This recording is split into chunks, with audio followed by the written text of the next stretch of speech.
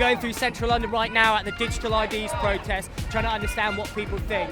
I do believe that they are reptilians. They're walking amongst us. The New World Order is going to be total control of everybody's movements. Boris Johnson and all the rest of them, they're all criminals. They deserve to be hung for what they did. Just put me in charge of the guillotine. In September 2025, Labour announced a mandatory digital ID scheme because they said they wanted to crack down on illegal immigration and make it easier to access public services. By many, it has not been well received. My name's Alex Shahovsky, I'm the leader of the Libertarian Party of the UK. Keir Starmer has shown himself to be an absolute authoritarian. Digital ID represents a complete departure from the status quo in terms of the relationship between the state and the individual. Starmer and his crew should be ashamed of themselves, okay? He's nothing but a dictatorship reptilian, yeah? Do you think he actually is a reptilian? Yeah, I believe he is, and that other geezer as well. Who's that other wanker who started the war? I'm Piers Corbyn. It's the end of freedom. Type something they don't like and your money could be cut off. No. Trump? No, the one in this country. What's his name? Blair. Tony Blair, yeah? He's another reptilian. He's the one that's orchestrating all of this. If you look at the use of facial recognition technology, they are building a digital prison. And if you combine facial recognition, digital ID and the Online Safety Act, you have a scenario in which nothing the individual does is private. This is a digital collar, and once you've signed in, like I've said, you will never be able to get out of it again. We already have passports, there's absolutely no need for it. So what we're seeing is the step-by-step building of an absolute, Orwellian panopticon. UK police forces have been implementing facial recognition systems across the country, technology which the government says has been used in London this year to make 580 arrests. To many, the digital ID looks like a grim expansion of state surveillance.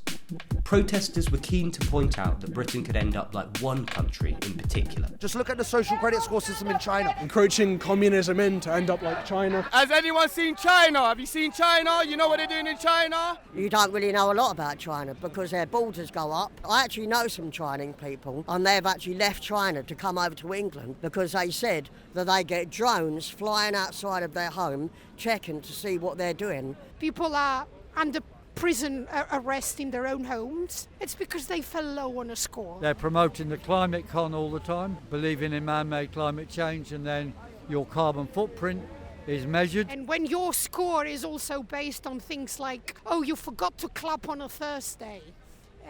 People made it clear that their distrust of Starmer doesn't stop with his government. According to many at the protest, the government's part of a much, much wider conspiracy controlled by nefarious forces. Well, the people pulling the strings, some people call them the Illuminati, which is a term I don't like, because yes, the Illuminati is an organization that used to exist in the 1700s. Eventually, it hid under other banners and other organizations. Other people call them the Freemasons. I think the people above, they're the big boys, isn't they? They're the ones that go to all these bloody, what's that bloody place called? There's a global cabal of very wealthy individuals, the World Health Organization, the World Economic Forum. If you want to get more into families, maybe the Rothschilds groups like Bilderberg. All that business, Klaus Schwab, the World Economic Forum, the World Health Organization. Yeah, you know that place? I know that place. Yeah. Well, that's what they do. They take it there and they sacrifice people. They drink the other people's blood. Bill Gates or George Soros or Klaus Schwab.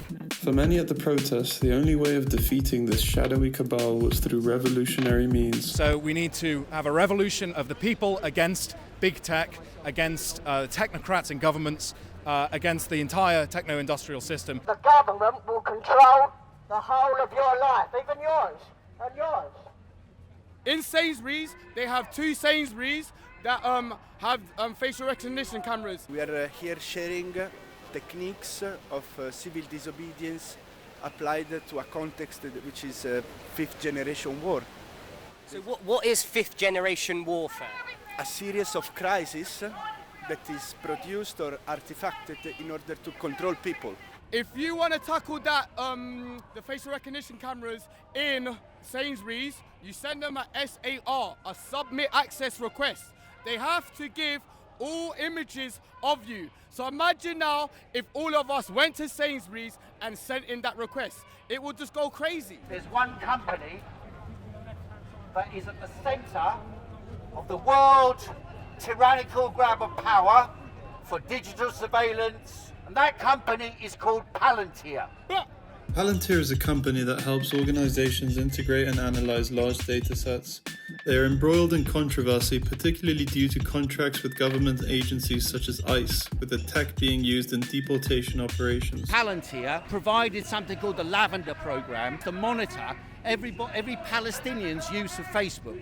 And if that person appeared to be in a depressed state, they would be arrested by the Israeli intelligence agencies. And so Palantir is the central core of the global tyrannical power. Peter Thiel was asked, he refers to himself like he's the Antichrist. He says his biggest fear is that there will be a revolution that will be like the French Revolution and that he will be strung up or guillotined. And not without reason does he fear that. This is the central power, and they haven't even hidden it. The name of the company is Palantir. The police came in vast numbers.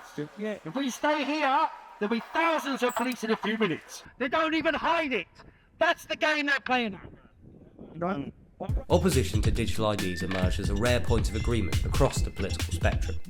Protesters from every side were united against Labour's proposals. So I'm standing as a candidate for UKIP. And so what does UKIP believe with regards to the digital ID? We're against it. We believe that it goes against Christian values. We believe it goes against freedom. And I think the next election is likely to be between Reform and your party, namely my brother and others. With Reform on the rise, why do you support UKIP and not Reform? Because I think Reform is too wish-wash and it's not pushing hard enough. We need to move back towards the right, and we need to move back towards conservative, freedom-loving values. And actually having a value system to push back against communism and against Islamism, against these other political ideologies that people are rallying behind. You've got parties like your party being set up. But it is important, I think, for people to get into your party, join it, to make sure they don't do a U-turn on DigiID, because they're the only one clearly opposed to DigiID. By digital systems, a step towards technical assimilation, where the human mind and body become extensions.